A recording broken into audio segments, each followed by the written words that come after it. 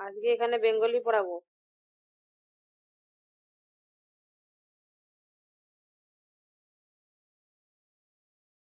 আচ্ছা চলো, যতজন জয়েন করেছে করেছে, ক্লাস শুরু করে দিই। আজকে বেদ উপনিষদের পাঠটা শেষ করে নেব। তোমাদেরকে যে ক্লাসটা করিয়েছিলাম, ক্লাসে তো নোটস রেডি আছে, তোমরা সবাই পড়ে নিয়েছো না নোটটা? সবাই পড়েছো তো? যেই দিন হ্যাঁ, যেই দিন যেটা পড়াবো সেই দিন অবশ্যই পড়ে নেবে, একদিন একদিন করে গ্যাপ যাচ্ছে, একদম পড়ে নেবে।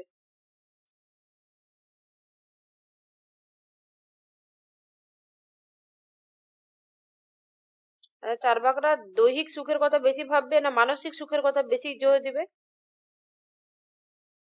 দৈহিক সুখের কথা। দৈহিক সুখ ম্যাম। হুম, দৈহিক সুখ ম্যাম। হুম। চার্বাক দর্শনটা তোমরা তো পড়েছো, কে বলবে আমাকে পুরো দর্শনটা, মানে 1 মিনিটের মধ্যে ফটাফট করে ফার্স্ট থেকে লাস্ট পর্যন্ত কনসেপ্ট গুলো ওদের কি কি পড়েছি আমরা?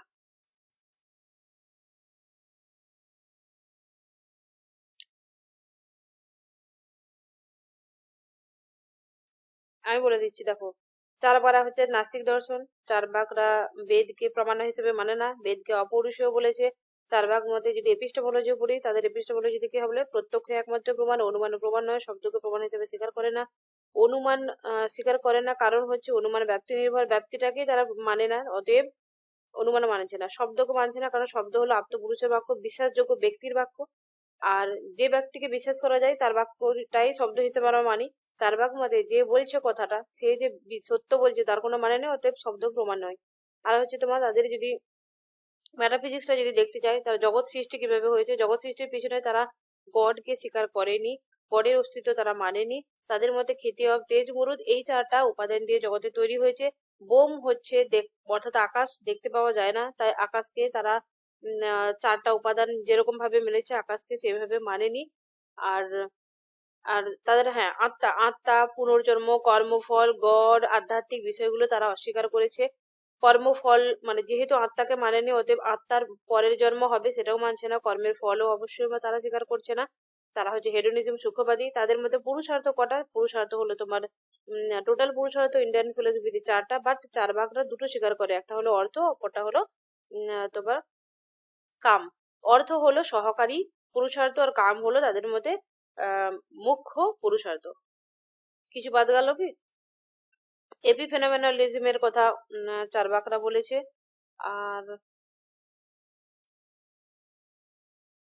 চার্বাকদের 3টে সম্প্রদায়, বৈতন্ডিক, ধূর্ত আর সুশিক্ষিত চার্বাক। তত্ত্ব পপলববাদী হচ্ছে তোমার বৈতন্ডিক চার্বাকদের বলা হয়। লোকায়ত দর্শন বলা হয় চার্বাক দর্শনকে। এইভাবে আমি যেভাবে বললাম ঠিক সেভাবে তোমরাও পড়বে এবং তোমরাও বলবে। চার্বাক দর্শন আমি বলে দিলাম না, পরের দিনে আমি সবাইকে বেদ উপনিষদটা এইভাবে বলতে বলবো, যাকে খুশি। সবাইকে তো একদিনে বললে ক্লাস তো আর কমপ্লিট হবে না, তার জন্য আমি যাকে খুশি নাম ধরে রাখবো যে এইভাবে বলো, ফার্স্ট থেকে লাস্ট এইভাবে যখন বলতে পারবে। শুধু একটা না, যখন ইন্ডিয়ান ফিলোসফি পড়তে বসবে, ইন্ডিয়ান ফিলোসফি একদম চারবাক বেদ উপনিষদ থেকে শুরু করে চারবাক থেকে শুরু করে একদম তোমার বেদান্ত পর্যন্ত, নিম্বার্ক পর্যন্ত, এরকম নন স্টপ বলতে হবে কি কি পড়েছো এবং কি কি তত্ত্ব এবং কেন স্বীকার করেছে কেন করেনি। এইভাবে যখন বলতে পারবে তখন তোমাদের জব হবে, তার আগে চিন্তা করো না, ঠিক আছে? এইভাবে নিজেকে প্রিপেয়ার করো। চলো তাহলে, এটা হলো তোমার বেদ কি তাহলে আগে দেখে নি। বেদ হলো একটা প্রাচীন ভারতের ধর্মগ্রন্থ, অন্যতম প্রধান একটা ধর্মগ্রন্থ। বেদ অবশ্যই অপরিসর। বেদ কোথা থেকে এসেছে? বেদ হচ্ছে বিদ ধাতু থেকে উদ্ভূত হয়েছে বেদ শব্দ। আচ্ছা, এই উদ্ভূতটা না বানানটা অদ্ভুত হয়ে গেছে, দয় ভয় একসঙ্গে হতো, এটা একটু কনসিডার করে নিও। বিদ ধাতু থেকে বেদ শব্দটা এসেছে। বেদ শব্দের অর্থ কি? সেটা হলো জ্ঞান। জ্ঞানটা কেমন হবে? অজ্ঞান? নো, অজ্ঞান না, পবিত্র অর্থাৎ পরম জ্ঞান হবে। বলছে এটা ইন্দ্রিয়ের অতীত, ইন্দ্রিয়াতীত জ্ঞান। আচ্ছা, বেদের যে জ্ঞানটা যেটা পাই সেটা তো ইন্দ্রিয়াতীত না, আধ্যাত্মিক। আমরা বিশ্বাস করে নিই যে যা ইন্দ্রিয়জ জ্ঞানের পরিপ্রেক্ষিতে বা ইন্দ্রিয়জ পরিপ্রেক্ষিতে পায় না, বা ইন্দ্রিয়জ জ্ঞানের উচ্চতর জ্ঞান। বেদ বলতে প্রাচীন ভারতের ধর্মীয় সাহিত্য, শতাধিক গ্রন্থের একটা সমষ্টি। বেদটা এতদিন কি ছিল? মুখে মুখে সংরক্ষিত ছিল, পরে লিপিবদ্ধ হয়েছে। বেদকে অপৌরুষীয় বলা হচ্ছে কারণ এটা কোনো মনুষ্য সৃষ্টি নয়। এরপরে দেখো বেদের যদি প্রধান বিভাগ দেখি, মেজর ডিভিশন অফ বেদ, বেদকে চারটার প্রধান ভাগে ভাগ করব। সেটা কি?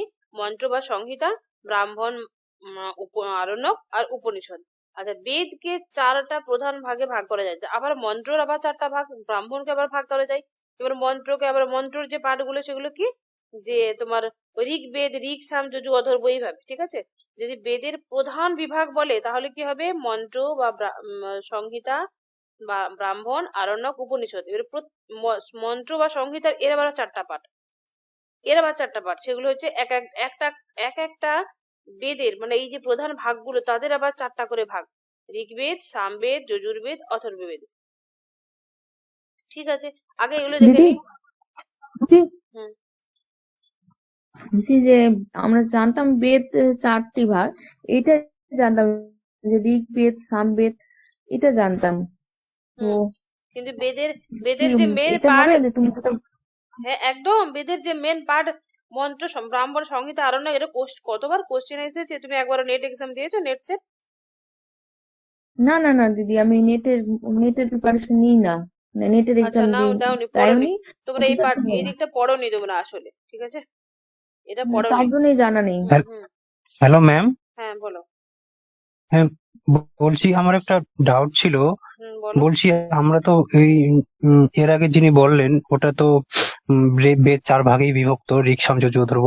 হুম আমি যতদূর জানতাম ম্যাম যে সেই চারটা ভাগে, প্রত্যেকটা ভাগে আবার চারটা করে ভাগ করা যায়, হুম ওটা জানতাম। হ্যাঁ, চারটা করে ভাগ করা যায়, তাদের নাম কি? এই যে মন্ত্র, সংহিতা, ব্রাহ্মণ, আরণ্যক, উপনিষদ। আচ্ছা, বেদের যে চারটা ভাগ করা যায় সেই চারটা ভাগের নাম কি তাহলে? বেদের ঋক, সাম, যজু, অথর্ব, সেই বেদটা মানে প্রধান ভাগ আর কি, বেদ বা এটা জানতাম। বৈদিক সাহিত্যকে মূল চারটা শ্রেণীতে ভাগ করা যায়। বেদের বিভিন্ন যে ভাগ, বেদকে যদি ভাগ করা যায় সেটা হচ্ছে মন্ত্র বা সংহিতা, ব্রাহ্মণ, আরণ্যক, উপনিষদ। ঠিক আছে, সেই মন্ত্রটার ভিতরে মন্ত্র সংহিতাটাকে বা তোমার ওই মন্ত্রবেদকে বা সংহিতা বেদ, যেটা একটাই আর কি, ওইটাকে আবার চারটা ভাগে আমরা জানি। কাল পর্যায়ে, কালের দিক থেকে ওটার মধ্যে আবার চারটা ভাগ: ঋক, সাম, যজু, অথর্ব। ঠিক আছে, এইটার আবার চারটা পাঠ: ঋক, সাম, যজু, অথর্ব।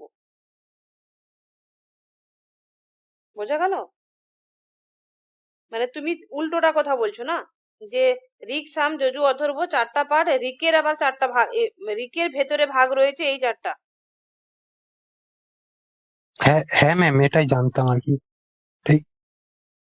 কোন বই থেকে পড়েছো?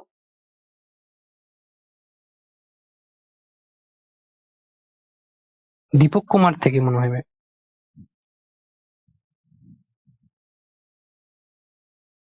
তোমাদেরকে একদম পুরো বইয়ের লাইন তুলে আমি পড়ে শোনাচ্ছি, দেখো। বলছে বেদের চারটা, প্রথমে দেখি বেদের বিভিন্ন ভাগ যদি দেখি, সেটা হচ্ছে বেদকে তাহলে কটা ভাগ করা গেল? বেদ বা বৈদিক সাহিত্যকে মূলত চারটা ভাগ: একটা হলো মন্ত্র বা সংহিতা, ব্রাহ্মণ, আরণ্যক, উপনিষদ। মন্ত্র সংহিতায় মানে বেদের এই যে বিভাগটা, এই বিভাগটাতে কি হয়? সেটা হচ্ছে গান, স্তোত্র, মানে মন্ত্র, এই বিষয়গুলো থাকে, স্তুতি, আশীর্বাদ। ঠিক আছে, এই পর্যায়ে ভারতীয়, এটা হচ্ছে তোমার আহ ভারতবর্ষীয় আর্যগণের জীবনযাত্রা প্রণালী তেমন উন্নত বা সুসভ্য ছিল না। তারপরে হচ্ছে তোমার মানুষ মূলত কি করতো? পশুপালন করতে। এই সময়টাতে তাদের ধর্মীয় অনুষ্ঠানে সঙ্গীত, স্তোত্র গাওয়া হতো। দেবদেবীর বিভিন্ন নামে, যেমন অন্ন, ধন কামনা এবং পশুপুত্র পরিবারের নিরাপত্তা কামনা, এইসবের জন্য এই যে স্তোত্র বা স্তোত বা কবিতা বা যেগুলো আর কি সূত্র আকারে থাকে, অ্যাকচুয়ালি যদি বলি সূত্র, সেই সূত্রগুলো, তাহলে এই মন্ত্র গুলোকে যখন একসঙ্গে করা হয় তখন সেটাকে মন্ত্র বা সংহিতা বলছে। তাহলে কাল পর্যায়ে এই চারটি প্রধান সংহিতা হলো বেদে চার ধরনের পুরোহিতের কথা বলা হয়েছে, তাই তো? এটা কিন্তু অনেকবার কোশ্চেন এসেছে যে বৈদিক যাগযজ্ঞেতে, যখন বৈদিক যাগযজ্ঞ হতো ওখানে যে চার রকমের বা চারজন পুরোহিতের প্রয়োজন ছিল একটা যাগযজ্ঞ করার জন্য। সেই পুরোহিত গুলোর নাম কি এবং কি কি তাদের কাজ ছিল? সেই পুরোহিত গুলো হচ্ছিল হোতা, উদ্গাতা, অধ্যর্যু, ব্রহ্ম। যারা নেট সেটের জন্য প্রিপারেশন নেবে, দেখো পিএসসি লেভেলের এক্সামটা হয়তো একটু কম কঠিন, মানে সহজ হবে, বাট নেট সেট যারা দিয়েছো তারা জানবে এই হোতা, উদ্গাতা, অধ্যর্যু, ব্রহ্ম, এই জায়গাটা কিন্তু বহুবার কোশ্চেন এসেছে, যেটা সিকোয়েন্স অনুযায়ী এবং উদ্গাতা কাদের বলে, এই ব্রহ্মা কাদের বলে, মানে এই ডিটেলসে কোশ্চেন এসেছে। কাদের বলে বলতে ওরকম কাদের বলে নয়, বাট তাদের সংজ্ঞাটাকে দিয়ে দিয়েছি, দিয়ে বলে যে অপশন দিয়ে দিয়েছে তোমার হোতা উদ্গাতা অধৈর্য ব্রহ্ম, তুমি এবারে সিলেক্ট করো কোনটা হবে, কার সাথে ম্যাচ যাচ্ছে, বা এরকম করে দিতে পারে এরকম, ঠিক আছে, ABCD, এদিকেও এদিকে 1 2 3 4, এদিকে ABCD দিয়ে এরকম করে ম্যাচ দিবে, উল্টো পাল্টা করে দিবে, এরকম কোশ্চেন আছে। আর আরেকটা জিনিস, স্কুল লেভেলে যারা এক্সাম দেবে, স্পেশালি পিজিটি বলতে পারো, বিহারে যদি যারা দেবে পিজিটি হবে, আর নয় হচ্ছে স্কুল লেভেলে যেটা SSC PSC PGT যেটা এক কথায়, সেখানে তোমরা একটা জিনিস খেয়াল রাখবে, নেটে বা সেটেতে, আমি নিজে যেটা দেখেছি আমার নিজের অভিজ্ঞতা থেকে আমি বলছি, নেটে সেটে যে কোশ্চেন গুলো বা যেই জায়গাগুলো থেকে কোর জায়গাগুলো থেকে বারবার কোশ্চেন আসে না, রিপিট কোশ্চেন আসে, আমি ওরকম পিজিটি টিজিটি বা তোমার এই SSC PSC MSC তেও দেখছি ঠিক সেগুলো থেকেই কোশ্চেন আসছে। অতএব নেটেতে যেগুলো বারবার রিপিট কোশ্চেন আসছে, যেটা সিলেবাস সেম, সমস্ত কোশ্চেন সিলেবাসটা সেম, যেমন PSC বলো, BPSC বলো আর স্টেট বলো, এখানে বলো, যখন যেই সিলেবাসটা সেম, তাদের মধ্যে কমন এবং বারবার নেটে যে জায়গাটা থেকে কোশ্চেন আসছে ওটা থেকেই কোশ্চেন আসছে। আমি অনেকগুলো কোশ্চেন তোমাদেরকে বারবার দেখিয়ে দেবো, একবারে কোশ্চেন গুলো প্র্যাকটিস করিয়ে দেবো প্রিভিয়াস ইয়ারের, তখন দেখতে পাবে। আচ্ছা, তাহলে এখানে হলো হোতা উদ্গাতা অধৈর্য ব্রহ্ম। হোতাটা কি, এভাবে মনে রাখবে যে ঋগ্বেদের মন্ত্র পাঠ করে, হোতা মানে যারা হচ্ছে মন্ত্র পাঠ করে, উদ্গাতা হচ্ছে তোমার সাম, এরকম ভাবেও কোশ্চেন আছে কিন্তু, ঠিক আছে, এইভাবে আছে, হোতা উদ্গাতা অধৈর্য ব্রহ্ম তো, আর এখানে হচ্ছে ঋক সাম যজু অথর্ব, এখানে সাথে মিল রয়েছে। হোতাটা কি হচ্ছে মন্ত্র পাঠ করে, আর এখানে ঋগ্বেদে কি হলো, ঋগ্বেদে এখানে কি হয়, মন্ত্র পাঠ হয়, প্রার্থনা করা যায়। উদ্গাতা মানে হলো সামবেদের মন্ত্র গিয়ে দেবতাদের সন্তুষ্ট করে। উদ্গাতার যে ব্রহ্ম, সে কোনটা পালন করে, সে সামবেদটা পালন করে, এটাও কিন্তু কোশ্চেন আছে। এরপরে যজুর্বেদ, যজুর্বেদ মানে যজ্ঞের জন্য প্রয়োজনীয় মন্ত্র পড়ে, আর এখানে অর্ধর্যুতে যজুর্বেদের মন্ত্র দ্বারা যজ্ঞ পরিচালনা করে, তাহলে যজুর্বেদের যে মন্ত্রগুলো সেইগুলো পরিচালনা করে কে, সেটা হচ্ছে অর্ধর্য। এরপরে হলো অথর্ববেদ, অথর্ববেদের যে দৈনন্দিন সমস্যা সমাধান করে, তাহলে এখানটা হবে ব্রহ্মা। ব্রহ্মা মানে এখানে ব্রহ্মা হচ্ছে হোতা উদ্গাতা এবং অধৈর্য, এই তিনজনকে একসাথে পরিচালনা করে, সে হলো ব্রহ্মা বা ব্রহ্ম। চলো নেক্সট হচ্ছে বেদ এবং তার বিভাগ সমূহ। যে আমরা দেখো তোমার 4টা বলছি বটে, ঋক সাম যজু অথর্ব, কিন্তু যদি বলা হয় বেদত্রয়ী, বেদত্রয়ী কি, সেটা হবে তোমার ঋক সাম যজু, এই তিনটে নিয়ে বেদত্রয়ী, বহুবার কোশ্চেন এসেছে, বেদত্রয়ী গুলোর নাম কি, এই তিনটেকে একসঙ্গে কি বলে, বেদত্রয়ী বলে। বেদের 4টা প্রধান বিভাগ, দেখো এটা ডিটেলস এখানে লিখেছি, সংহিতা, জ্ঞানেস্তত্র, আর এখানে হচ্ছে সংহিতা, 4টা সংহিতা, ঋক সাম যজু অথর্ব, তাহলে এই যে সংহিতা, সংহিতার আবার 4টা সংহিতা, ঋক সাম যজু অথর্ব, যা রিপিট হয়ে গেছে কি কোনো কারণে। আর ডিটেলসে দিয়েছি এখানে, দেখো এখানে প্রথমে শর্টে দিয়ে দিয়েছি মনে রাখার জন্য, এখানে ডিটেলসে লিখে দিয়েছি, তোমরা যারা পড়া দিয়ে পড়ে নেবে, ভিতরে ভিতরে অতটা যাচ্ছি না। MCQ প্র্যাকটিস করবো, জোর দেবো। উপনিষদটাকে বেদান্ত বলে, এটা মনে রাখবে, উপনিষদ হচ্ছে ব্রহ্মবিদ্যার পরাকাষ্ঠা, যা জীব ব্রহ্মের সম্পর্ক ব্যাখ্যা করে, এটা হচ্ছে বেদান্ত নামে পরিচিত।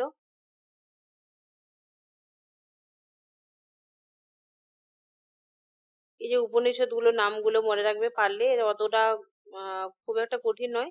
ছান্দোক্য উপনিষদ, তৈত্তিরীয় উপনিষদ, বৃহদারণ্যক উপনিষদের কয়েকটা উপনিষদের একটা দুটো করে উদাহরণ আমি বলে দেবো, সেগুলো থেকে কোশ্চেন আছে, 2-4 বার রিপিট এসেছে, ওগুলো পড়লেই হবে, এগুলো এত ডিটেলসে মনে না রাখলেও হবে এটা। আচ্ছা, বেদের শ্রেণী বিভাগ নিয়ে একটা বিশেষ দৃষ্টিভঙ্গি রয়েছে এখানে। আরণ্যককে, আচ্ছা বেদের তো এরকম ভাগ আমরা 4টা দেখলাম, কিন্তু আরেকটা হচ্ছে তোমার অন্যভাবে 2টো ভাগে ভাগ করা যায়, আমরা বলি না কর্মকাণ্ড জ্ঞানকাণ্ড, তাহলে কর্মকাণ্ড জ্ঞানকাণ্ড কিসের উপর ভিত্তি করে হলো বলো তো, সেটা এখানে দেখো বলছে, এক তো রয়ে গেল ব্রাহ্মণ, ঠিক আছে, এই ব্রাহ্মণ তো রয়েই গেল, কিন্তু আরণ্যককে ব্রাহ্মণের সংযোজন এবং উপনিষদকে আরণ্যকের সংযোজন, মানে হচ্ছে তোমার এই মন্ত্র রয়ে গেল এদিকে, এদিকে ব্রাহ্মণ, আরণ্যক, উপনিষদ, এইগুলোকে একসঙ্গে একটা করে দিচ্ছে, এইদিকে একটা করে দিচ্ছে, তাহলে মন্ত্র বা সংহিতা যেটা, সেটা কর্মকাণ্ড যাগযজ্ঞের উপর গুরুত্ব আরোপ দিচ্ছে, আর এই তিনটেকে নিয়ে যেটা হচ্ছে সেটা হলো তোমার ব্রাহ্মণ, এখানে কি হচ্ছে, জ্ঞানকাণ্ড বা দার্শনিক তত্ত্ব, ব্রহ্মবিদ্যা, পরাবিদ্যা, আত্মাতত্ত্ব, এইগুলোর উপরে গুরুত্ব দিচ্ছে এখানে। কর্মকাণ্ড এবং জ্ঞানকাণ্ডের বিভাজন, দুটো ভাগ আমরা জানি, যে কর্মকাণ্ড জ্ঞানকাণ্ড দুটো, কর্মকাণ্ড হলো তোমার যেটা মীমাংসা দর্শনে বলা হয়, আর জ্ঞানকাণ্ড হচ্ছে তোমার বেদান্তটাকে বলে আমরা। তাহলে এখানে হচ্ছে কর্মকাণ্ডে কি করা হয়, যাগযজ্ঞ, মন্ত্রপাঠ এবং আচারের উপর নির্ভর করে। আর জ্ঞানকাণ্ড হলে তোমার আত্মাতত্ত্ব, ব্রহ্মতত্ত্ব, পরম সত্যের সন্ধান দেয়। ভারতীয় দর্শন শাস্ত্রের উৎসটা দেখো, ভারতীয় দর্শন শাস্ত্রের যদি উৎস বলি সেটা তো বেদই, বেদের উপর ভিত্তি করেই তো হয় না। তাহলে ভারতের সমস্ত দর্শন সম্প্রদায়ের মূল ভিত্তি হলো বেদ। এটি মূলত দুই অংশে বিভক্ত, সংহিতা বা মন্ত্র, ব্রাহ্মণ। এই দুটি অংশই ভারতের দর্শন চর্চার মূল আধার। এগুলোর উপর ভিত্তি করে গড়ে উঠেছে আস্তিক নাস্তিক, ডিটেলসে পরে দেখবো। যে বৈদিক যুগের যে অন্তিম পর্বে বিভিন্ন দার্শনিক মতবাদ এবং সম্প্রদায় এসেছিল কিভাবে, দেখো দুইটা প্রধান মতবাদ, একটা হচ্ছে বেদ অনুসারী আস্তিক, বেদ কে মানে না নাস্তিক দর্শন। তাহলে এই দুটি গোষ্ঠীর মধ্যে মতামতের যেরকম মিল রয়েছে সেরকম অমিলও রয়েছে কিছু কিছু বিষয়। ধর্ম এবং দর্শনের ঐক্য, ভারতীয় দর্শনে ধর্ম এবং দর্শন কখনো আলাদা করে সেভাবে দেখা হয়নি। যেমন দুটোর লক্ষ্য কি দেখো, মূলত জীবনমুখী দৃষ্টিভঙ্গির ফল, এটা মূলত জীবনমুখী দৃষ্টিভঙ্গির ফল, যেখানে দর্শন মানে কি করে, দর্শন কি করতে চায়, দর্শন সত্যের অনুসন্ধান করে, আর ধর্ম হলো সেই সত্যটাকে জীবনে কাজে লাগাবার চেষ্টা করে। ধর্মের বিশেষ অর্থ,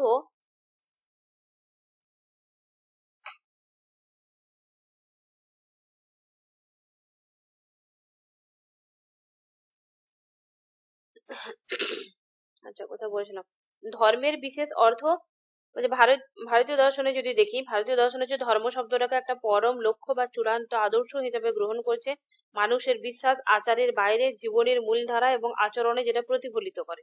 অবশ্যই ধর্ম মানুষের আচরণে প্রতিফলিত করে। জৈন ধর্ম, বৌদ্ধ ধর্ম, এই ধর্মকে জৈন এবং বৌদ্ধ ধর্মকে ধর্ম বলা হয়, যদিও জৈন দর্শন ঈশ্বরের অস্তিত্ব স্বীকার করে না, বা বৌদ্ধরা আত্মা বা ঈশ্বরকে স্থায়ী আত্মা স্বীকার করে না বা ঈশ্বরকে স্বীকার করে না, কিন্তু সেগুলোকে কিন্তু ধর্ম এবং দর্শন দুটোই বলি আমরা। পাশ্চাত্য দর্শনের সঙ্গে যদি পার্থক্য দেখি, পাশ্চাত্য দর্শনে কি করা হয়, মানে বহির্মুখী। পাশ্চাত্য দর্শন অবশ্যই তারাও জ্ঞান খোঁজার চেষ্টা করে, তারাও জ্ঞানমুখী, কিন্তু সেটা হয় বহির্মুখী, শুধুমাত্র জ্ঞানের জন্যই তারা অন্বেষণ করে। আর ভারতীয় দর্শনের কি করে, ভারতীয় দর্শন হচ্ছে জ্ঞানটা তো খুঁজে, সত্যটা তো খুঁজে, সেই সত্যটাকে জীবনে কাজে লাগাবার চেষ্টা করে। দুঃখ খুঁজে, দুঃখটার কারণ খুঁজে, এবং কারণটাকে মুক্তির জন্য বা দুঃখের কারণ থেকে বাঁচার রাস্তা খুঁজে এবং মোক্ষ লাভের চেষ্টা করে ভারতীয় দর্শন। মোক্ষের বাস্তবতা দেখো, মোক্ষ কেবল একটি ধারণা নয়, এবং এটি জীবনে অর্জনযোগ্য এক চূড়ান্ত লক্ষ্য। আমাদের জীবনে প্রত্যেকটা মানুষের লক্ষ্য কি, মানে স্বর্গলাভ করবো, জান্নাত যাব। সেরকম ভাবে আমাদের ভারতীয় দর্শনের একটাই মূল লক্ষ্য, সেটা হলো কি এই একটাই লক্ষ্য, সেটা হচ্ছে মোক্ষ। ত্যাগ কৃচ্ছ্রতাবাদ, এটা নিজেরা পড়ে নিও। আচ্ছা, এখানে উপসংহার করে আমি এগুলোকে ডিটেলসে পুরোটা যতটা পড়লে দেখবে পুরো টপিকটাকে ছোট করে লিখে দেওয়ার চেষ্টা করেছি কোথাও কোথাও। দর্শন এবং ধর্মের একাকত্ব, তাহলে কি হলো, দর্শন এবং ধর্মকে এক হিসাবে দেখেছে।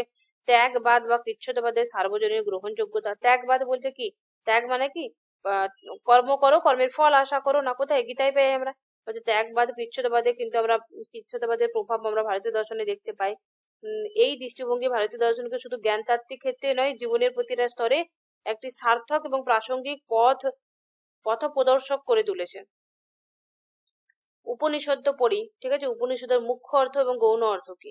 মুখ্য অর্থ, উপনিষদ বলতে বোঝায় কি, আত্মবিদ্যা বা ব্রহ্মবিদ্যা, যা অর্জনের মাধ্যমে জীবের পুরুষার্থ বা মুক্তি বা নিশ্চয়স লাভ হয়। আর গৌণ অর্থটা হলো কি, সেই সব গ্রন্থ সমূহ যেখানে ব্রহ্মবিদ্যা লিপিবদ্ধ হয়েছে, যেমন কোথায়, ঈশ উপনিষদ, কেন উপনিষদ, কঠোপনিষদ, এই যে উপনিষদ গুলো যেখানে লেখা হয়েছে, সেই গ্রন্থগুলো, সেই 13টা গ্রন্থ, সেই গ্রন্থগুলো পাঠ করো, এবং এখানে গৌণ কারণ মুক্তি লাভের জন্য আত্মজ্ঞান অপরিহার্য, ঠিক আছে, নিশ্চয়সের জন্য কেবল গ্রন্থ পাঠ নয়, বুঝছি, এখানে আমরা কিন্তু আমাদের জ্ঞান লাভ হবে, বা মুক্তির পথটা সার্ফ হবে, মুক্তিটা সহজে আসবে, তার রাস্তা পাবো, কিন্তু আমরা কিন্তু এই গ্রন্থটা পাঠ করেই তো পুরোপুরি মুক্তি আমরা লাভ করতে পারবো না, এটা একটা মুক্তি লাভের একটা অংশ।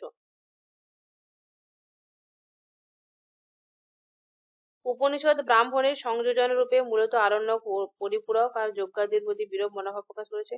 আর যেখানে যে উপনিষদে হচ্ছে যজ্ঞাদির উপরে বিরূপ মনোভাব প্রকাশ করেছে, কোথায়, সেটা হচ্ছে আরণ্যকে।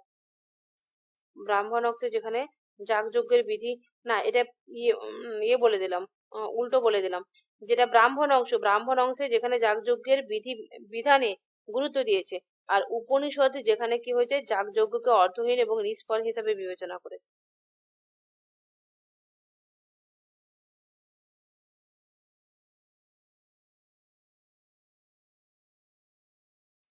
উপনিষদ শব্দের অর্থ দেখো, উপনিষদ শব্দের অর্থ হচ্ছে তোমার যেটা হচ্ছে দাঁড়ায় গুরুর কাছে গিয়ে উপবেশন করে একটা গুপ্ত বিদ্যা বা জ্ঞান অর্জন করাকে উপনিষদ বলতে চাইছে, মানে ভেঙে ব্যাখ্যা করেছে এখানে।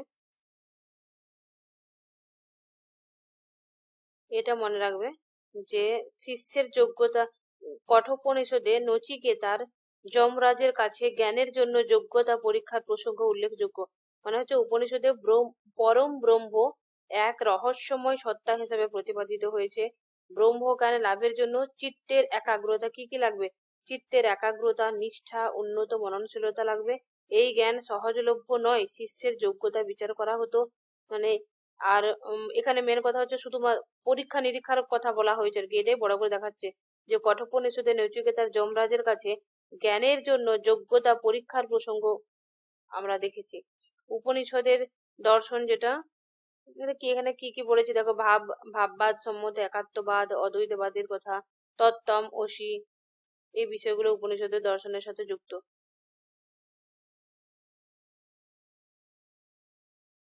উপনিষদের কি কি পড়েছি দেখো, ব্রহ্ম, আত্মা, কর্ম, সংসার। ব্রহ্ম হলো কি, সেটা হচ্ছে সর্বোচ্চ সত্তা বা সৃষ্টির মূল। আত্মা হলো জীবাত্মা, পরমাত্মা, এদের মধ্যে একটা ঐক্যতা রয়েছে। কর্ম হচ্ছে জীবনের গতি প্রকৃতি নির্ধারণকারী কার্য। এরা এভাবে পড়ছো, এখানটার উপরে প্রচুর কোশ্চেন আসে না, তবে 2-4টা জায়গায় কোশ্চেন আছে, সেগুলো কোশ্চেন গুলো সলভ করলেও বুঝতে পারবে। সিলেক্টিভলি পড়তে হবে, কিছু কিছু পড়তে হবে, কিছু ছাড়তে হবে। এটার উপরে জোর দিবে যে উপনিষদে ব্রহ্মের প্রকৃতি, উপনিষদ অনুযায়ী বহির্জগতের সমস্ত নানাত্ব এক অভিন্ন ব্রহ্মের প্রকাশ। তাহলে নানাত্ব রয়েছে বহির্জগতে, মানে অনেক কিছু রয়েছে জগতে, কিন্তু সেইগুলো হচ্ছে এক, সেটা কিভাবে? সেটা হচ্ছে অভিন্ন ব্রহ্মেরই প্রকাশ। বলছে এটা একটা ব্রহ্ম, এরই প্রকাশ, এগুলো আলাদা আলাদা ভাবে দেখাচ্ছে। ছান্দোগ্য উপনিষদে ব্রহ্মকে বলা হচ্ছে তজ্জলন, এটা বহুবার কোশ্চেন এসেছে, এইটা মনে রাখবে। উপনিষদে 13টা নাম বললাম আছে, কতগুলো ইচ্ছা গেলে কেউ পড়তে পারো শিক্ষার জন্য বা ধর্মগ্রন্থ সেটা জানার জন্য, কিন্তু পরীক্ষার জন্য যদি বলে এটা অবশ্য গুরুত্বপূর্ণ মনে রাখবে। ছান্দোগ্য উপনিষদ ব্রহ্মকে বলা হয়েছে তজ্জলন, আর তৈতরীয় উপনিষদে ব্রহ্মই জগতের সৃষ্টি স্থিতি বিনাশের কারণ। এই দুটো বাক্য অবশ্যই মনে রাখবে, কোশ্চেন এসেছে বহুবার। একাত্মবাদ, ভাববাদ ফুটে উঠেছে এখানে উপনিষদের মধ্যে। এটা এখান থেকে কোশ্চেন এসেছে অনেকবার, যে উপনিষদ সম্মত জগৎ বিবর্তন, উপনিষদের জগতের বিবর্তন সম্পর্কে কিরকম ব্যাখ্যা আছে দেখো। উপনিষদের সৃষ্টিতে জগতের সৃষ্টি স্থিতি এবং বিবর্তনের ধারণা ব্রহ্মকে কেন্দ্র করে গড়ে উঠেছে। এই বিবর্তন পঞ্চকোষ তত্ত্বের মাধ্যমে ব্যাখ্যা করা যায়। বলতে চাইছি আমাদের জগতের যে সৃষ্টি স্থিতিটা বা জগৎটা কেমন ছিল এবং কিভাবে আস্তে আস্তে ধীরে ধীরে এখন বর্তমানে জগৎ হয়েছে, সেটা ব্যাখ্যা করতে গিয়ে বিবর্তনের যে ধারণাটা বলতে চাইছে ব্রহ্মকে কেন্দ্র করেই হয়েছে। কিভাবে দেখো, এই বিবর্তনের স্তর সমূহগুলো যদি দেখি, এখানে হচ্ছে 5টা কোষের কথা বলেছে। 1 নাম্বার কোশ্চেন আসছে এখানে যে পঞ্চকোষ কি কি, সেটা হচ্ছে অন্নময় কোষ, প্রাণময় কোষ, মনোময় কোষ, বিজ্ঞানময় কোষ, আনন্দময় কোষ। এটা সিকোয়েন্সটা মনে রাখবে, প্লাস মনে রাখবে কি এটা কিভাবে কোনটার পর কোনটার তো মনে রাখলে এবং তার ডিটেলসেও জানতে হবে। অন্নময় কোষ মানে হচ্ছে তোমার জড়, যে ব্রহ্ম থেকে প্রথমে সৃষ্টি হয় ইথার বা আকাশ, আকাশ থেকে হচ্ছে বায়ু, বায়ু থেকে অগ্নি, অগ্নি থেকে জল এবং শেষে মাটি বা স্থলের উৎপত্তি হচ্ছে। এই সিকোয়েন্সটা মনে রাখবে। তাহলে কি হলো, প্রথমে ব্রহ্ম থেকে কি এলো, ব্রহ্ম থেকে আকাশ। যদি এইভাবে গদা বাংলায় যদি মনে করতে যায়, ধরো এটা বললাম আকাশটার উপরে ওইদিকে ব্রহ্ম আছে, ঈশ্বর আছে, গড আছে, আল্লাহ আছে, ঠিক আছে। ওখান থেকে কি হলো, তারপরে হচ্ছে আকাশ, আকাশের পরে কি হলো, আকাশে বায়ু থাকে না, বায়ু, বায়ু থেকে কি হলো, জল পড়লো, ঠিক আছে, বাতাস থেকে জল পড়ে, জল পড়লো নিচে। তারপরে হচ্ছে মাটি, কোথায় পড়লো জলটা, মাটিতে পড়লো, মাটিতে থেকে থেকে কিন্তু মাটিটা যখন শুকিয়ে যাবে তখন আবার কি হলো, সেখানটা হচ্ছে স্থল হলো। এটা সিকোয়েন্স মনে রাখবে। তাহলে এই জড় জগতের স্তর, এখানে কিন্তু কোনো প্রাণী থাকছে না, তাহলে অন্নময় কোষ বা জড়, যেখানে কোনো প্রাণী থাকছে না। দেন দ্বিতীয়টা কি হলো, প্রাণময় কোষ, মানে প্রাণ থাকবে। এখানে হচ্ছে প্রাণ, মানে প্রাণহীন জড়ের মধ্যে প্রাণীর সঞ্চার হয় এই জায়গাতে। বৃক্ষ গুল্মাদি প্রাণীদের মধ্যে জীবের জীবনের উদ্ভব হয়। তবে চেতনা যেটা, সেই যে সচেতনতা আছে বা চেতনাটা সেটা সেখানে থাকে না, শুধু প্রাণটা থাকে। যেমন গাছের তো প্রাণ আছে বা চেতনা নেই, ওটাই বলতে চাইছে। অনেক যে প্রাণী আছে তাদের মধ্যে প্রাণ আছে বাট চেতনা নাই। তাহলে প্রথমে কি হলো, জড় অন্নময় কোষ, দেন হলো প্রাণময় কোষ, প্রাণ থাকে, প্রাণটা আসবে, তারপরে মনোময় কোষ মানে চেতনা আসবে। চেতনা প্রথমবারের মতো উদ্ভাসিত হলো এখানে। মনের অস্তিত্ব দুভাগে পরিচালিত হয়, একটা হচ্ছে অন্ধ প্রবৃত্তি তাড়না, উন্নত বিচার, যেটা কান্তের দর্শন আমরা পড়েছি। একটা হচ্ছে তোমার, শুনতে পাচ্ছ নাকি তোমরা? শুনতে পাচ্ছ সবাই? হ্যাঁ দিদি, শুনতে পাচ্ছি। হ্যাঁ ম্যাম পাচ্ছি। ওইদিকে মেসেজ আসে তাই ভাবছি আমি কোন প্রবলেম কিনা। ঠিক আছে, এরপরে হচ্ছে তোমার মনোময় কোষ। মনোময় কোষটা হচ্ছে এখানে দুটো। দেখো আমাদের কান্তে দর্শন আমরা পড়েছি না, আমাদের প্রত্যেকটা মানুষের ভেতরে দুটো দুটো আত্মা থাকে। দুটো, একটা হচ্ছে তোমার যেটা হচ্ছে পশু প্রবৃত্তি দ্বারা চালিত হয়, আর একটা হচ্ছে বুদ্ধিবৃত্তির দ্বারা চালিত হয়। তাহলে এখানে হচ্ছে মনোময় কোষে এখানে বলতে চাইছে মনের অস্তিত্ব দুভাবে পরিচালিত হয়, একটা হচ্ছে অন্ধ প্রবৃত্তির দ্বারা নয়। প্রত্যেকটা মানুষের মনে দেখবে মনে হয় না একবার যে আমাকে এই কথাটা বললো, ওকে আমি এরকম করে শাস্তি দেবো।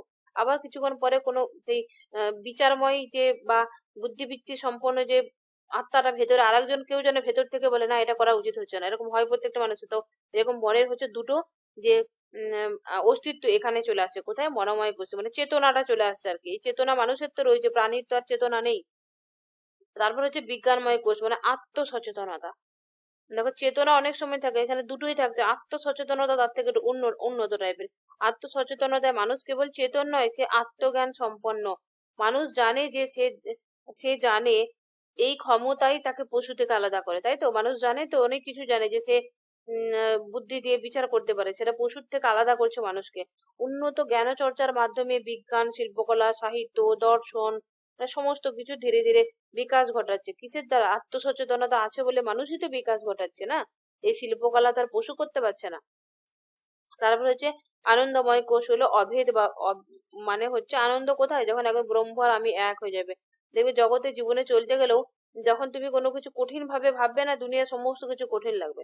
আর যখন সমস্ত এইভাবে ভাববে যে যেরকম বিবেকানন্দ বলেছে যে আমাদের প্রত্যেকের মধ্যে যে আত্মাটা রয়েছে অ্যাকচুয়ালি গডেরই যেন মুখ থেকে যেমন স্ফুলিঙ্গ আগুনের বেরোয়, সেরকম ভাবে গডের মুখ থেকে আমাদের এই আত্মাগুলো যেন আমরা ছড়িয়ে ছিটিয়ে আমরা এক একটা মানুষ হয়েছি। অ্যাকচুয়ালি এগুলো গডেরই মানে আত্মার টুকরো আমরা, এরকম করে ভাবতে গেলে। ঠিক এখানে এখানে বলতে চাইছে আনন্দময় কোষে যে আমরা প্রত্যেকটা মানুষ যদি এরকম ভাবি, আমরা তো সে একটাই উপরওয়ালা কেউ আছে, ব্রহ্ম, গড, আল্লাহ, ঈশ্বর, শিব, যাই কিছু ভাবো না কেন, তারই আমরা অংশ। তাহলে উম আমার পাশে যে মানুষটা রয়েছে সে তারই তো অংশ, তাহলে আমরা সবাই এক। তাহলে তো আলাদা আলাদা আমরা, এরকম ভাবার কোনো কিছু নেই। এরকম করে যখন ভাববে তখন দেখবে সমস্ত কিছু মনে হবে যেন সেই ঝগড়াঝাঁটা, ঝামালি, মানে অশান্তি কোনো কিছু জিনিসটা থাকবে না, সেগুলো কমে যাবে। তখন মনে হবে ব্রহ্মের সাথে নিজেকে এক হয়ে যাবে। আর সেই যখন এই জিনিসগুলো প্রকৃতির জগৎ থেকে বা প্রকৃতির এই ঝামেলা থেকে তুমি যখন নিজেকে আলাদা করে নেবে এবং সবাই আমরা এক ভাববে, তখন দেখবে আনন্দ মনের মধ্যে আসে। সেজন্য এটা বলেছে আনন্দময় কোষ। জগতের বিবর্তনের এটা শেষ স্তর। এখানে আনন্দময় অবস্থা বা তুরীয় অবস্থায় পৌঁছায়। আত্মার যে 4টা স্টেট আছে না, ওটা আমি উপনিষদে এটা ডিটেলসে যাচ্ছি, এখানে প্রচুর কোশ্চেন আছে। আচ্ছা, প্রথমত আমি বলে দিই, যেখানটা বলছি কোশ্চেন প্রচুর আছে, আমি তো তোমাদেরকে পুরো বইটা থেকে প্রচুর শর্ট করে তোমাদেরকে নোটটা দিচ্ছি। এর পরেও এই নোটটা পড়ার পরেও তোমরা আবার নিজেদের মতো করে খাতাতে পড়তে পড়তে বা ক্লাসটা রিপিট শুনতে শুনতে যেগুলো ইম্পর্টেন্স বলছি, এই ধরো গোটা ক্লাসটাই তোমার এক পাতা নোট হবে, একটা ছোট পেজে নোট হবে। প্রত্যেক দিন হয়তো একটা করে পেজে নোট হবে তোমার। এই ক্লাসটা রিপিট শোনো, দুবার 2 সেকেন্ড দিন, নয়তো কি করো তুমি নিজে নোটটা পড়ো, দিয়ে দুবার লিখো, যার যেটা সুবিধা হবে। তাহলে এটা কি হলো? আনন্দময় কোষ হলো। আচ্ছা, আত্মার এটা পরে বলছি আমি।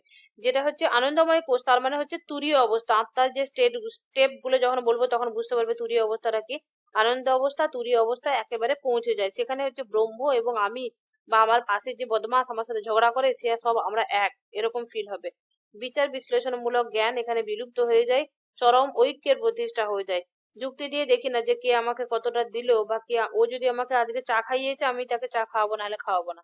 এই জিনিসগুলো যুক্তিবিদ্যা এই বা হিসাব কষাকষি গুলো তখন থাকবে না। এই স্তরে সমস্ত বৈচিত্র্য ক্রমান্বয়ে ব্রহ্মে আশ্রিত হয়ে যায় এবং একতা রূপ মানে হচ্ছে একত্ববাদে চলে আসে এখানে।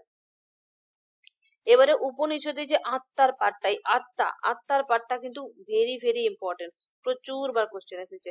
ইভেন এইবারে টিআরই যারা 3 কোশ্চেনটা দেখবে, এখানে কোশ্চেন এসেছে নেটে সেটের জন্য তো আসে এসএসসির জন্য প্রচুর ইম্পর্টেন্ট এই কোশ্চেন।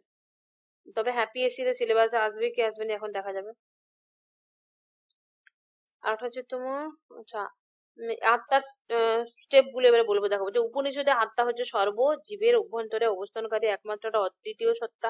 কেন বলছে সর্বজীবের অভ্যন্তরে, মানে তোমার ভেতরে, আমার ভেতরে, আমার ঘরের মানুষ যতগুলো রয়েছে তাদের ভেতরে, সবার ভেতরে যা যা আছে একটা একটা করে আছে, বলছে এগুলো আসলে একমাত্র অদ্বিতীয় সত্তারই এগুলো অংশ, আলাদা আলাদা করে আছে। এটা শাশ্বত, অপরিবর্তনীয়, সর্বব্যাপী প্রকৃত যে আত্মাটার কথা বলা হচ্ছে। আত্মা ব্যক্তি চেতনার মাধ্যমে প্রকাশিত হলেও ব্যক্তিগত সত্তা নয়, এটা সার্বজনীন চেতনার একটা প্রকাশ। আর জীবের অবস্থান সমূহ আত্মার ধারণা উপনিষদের 4টা অবস্থার মাধ্যমে বা 4টা স্টেপ বা 4টা স্তরে আমরা আত্মাকে এখন পড়বো। সেটা কি? জাগ্রত অবস্থা, স্বপ্ন, জাগ্রত, স্বপ্ন, সুষুপ্তি, তুরীয়। 4টা, ঠিক আছে? এই ইংলিশটাও মনে রাখবে। এটা ওয়াকিং স্টেজ, তৈজস, ড্রিমিং, প্রজ্ঞা, ডিপ স্লিপ যেটা, আর একটা হচ্ছে তোমার তুরীয়, ঠিক আছে? একেবারে অদ্বৈত যেটা আর কি। তাহলে এখানে কি হলো, জাগ্রত স্তর মানে জাগ্রত মানে আমরা জেগে থাকলেই তো হাঁটাচলা করতে পারি, ঘুমিয়ে ঘুমিয়ে কি হাঁটাচলা করতে পারবো? তাহলে জাগ্রত মানে ওয়াকিং। তাহলে এটা হচ্ছে তোমার কি, এটি বাহ্য জগতের সঙ্গে সম্পর্কিত। ব্যক্তি তার ইন্দ্রিয় মন ব্যবহার করে বস্তু জগতের জ্ঞান অর্জন করে এখানেতে।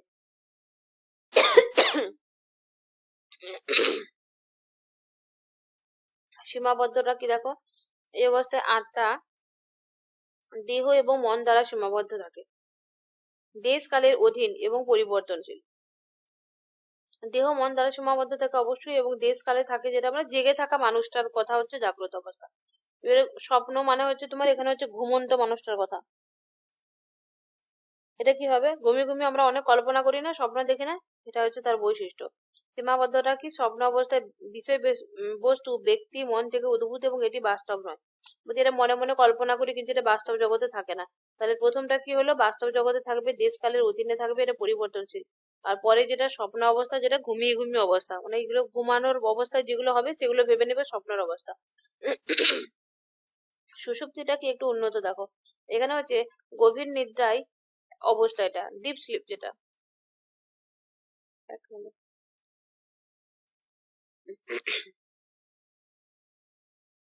তুরীয়তে কি হচ্ছে দেখো, এই সুষুপ্তি অবস্থায় আত্মা কিছুটা তার প্রকৃত স্বরূপের নিকটবর্তী হচ্ছে, মানে ব্রহ্মের কাছাকাছি যাচ্ছে আর কি। ব্রহ্মের যেরকম বৈশিষ্ট্য হওয়া উচিত, বা ব্রহ্মের সঙ্গে অদ্বৈত মানে একেবারে মিলেমিশে এক হয়ে যাওয়ার ঠিক আগের অবস্থাটা, তবে এটা আলাদাই থাকে। ব্রহ্মের সাথে একেবারে অদ্বৈত অবস্থায় থাকে না, মানে ইন্দ্রিয় এবং মন তিরোহিত অজ্ঞানের সঙ্গে আচ্ছন্ন থাকে। এখানে মানে বলতে চাইছে এমন একটা অবস্থা, এটা না, এটা জগৎটাকেও ছেড়ে দেয়, জগতের সাথে কানেকশনটা থাকছে না, এদিকে ব্রহ্মের সাথে একও হয়ে যাচ্ছে না, এরকম মিডিলে ঝুলন্ত অবস্থা একটা। তুরীয়টা হলো, এটা আত্মার শুদ্ধ চেতনা, মানে একেবারে এ যখন এখানে পৌঁছে গেল, তাহলে এটা হলো তোমার জাগার স্তর, মানে হাঁটা চলা করবে, ঘোরাঘুরি করবে। তারপরটা ঘুমন্ত অবস্থার যেগুলো বৈশিষ্ট্য ওগুলো ধরবে। তারপর একটা হচ্ছে এটা ঝুলন্ত অবস্থায় রয়েছে, যেটা ডিপ স্লিপ। তারপরে যখন এটা অদ্বৈত, মানে এই যখন এখানে পৌঁছে গেল, তখন অদ্বৈত মানে ব্রহ্মের সাথে মিলে গেল।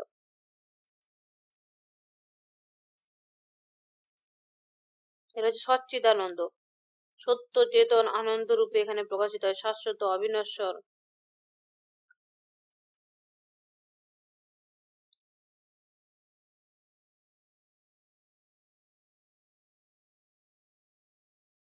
আচ্ছা, ওং পড়ো না? দিদি, বলো। হ্যাঁ বলছি কি এই পিডিএফ গুলো হচ্ছে ইংলিশে পাওয়া যাবে? হ্যাঁ, এই ইংলিশ আছে। পিডিএফ গুলো হচ্ছে ইংলিশে পাওয়া যাবে? হ্যাঁ হ্যাঁ হ্যাঁ, বাংলা, হিন্দি, ইংলিশ আহ, অ্যাভেলেবেল। আচ্ছা ঠিক আছে। হ্যাঁ। উপনিষদের প্রতীকী ধারণা হলো, আচ্ছা এই যে এখানে দেখো ওং পড়ো, তোমরা বলো না অনেক জায়গায় লিখে রাখো ওং এরকম, তো এখানে এটা ইয়ে হয়ে গেছে একটু, লেখাটা গন্ডগোল হয়ে গেছে। এই ওং এর যেটা হচ্ছে কিভাবে এসেছে দেখো, এই আত্মার স্টেপ গুলো ব্যাখ্যা করেছে। অ হচ্ছে তোমার জাগ্রত অবস্থাকে বলছে, উ হচ্ছে স্বপ্ন অবস্থাকে, আর ম হচ্ছে তোমার অহংকারের যেটা আর কি, ওং যেটা, এটা ম আসছে তোমার সুষুপ্তি, আর চতুর্থ হচ্ছে তোমার তুরীয়। ঠিক আছে, ওংকার যেটা সেটা হচ্ছে তোমার তুরীয় স্টেট। আত্মাকে এইভাবে ও এই 4টা একসঙ্গে মিলেমিশে ওং শব্দটা তোমরা যেটা বলো সেটা।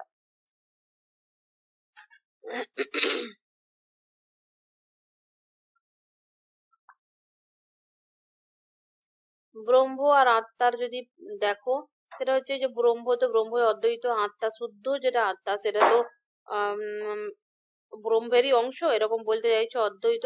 বলছে ডিটেলসে, এখানে ডিটেলসে আলাদা আলাদা করে পড়ার মতো সেরকম অতটা ইম্পর্টেন্স নাই।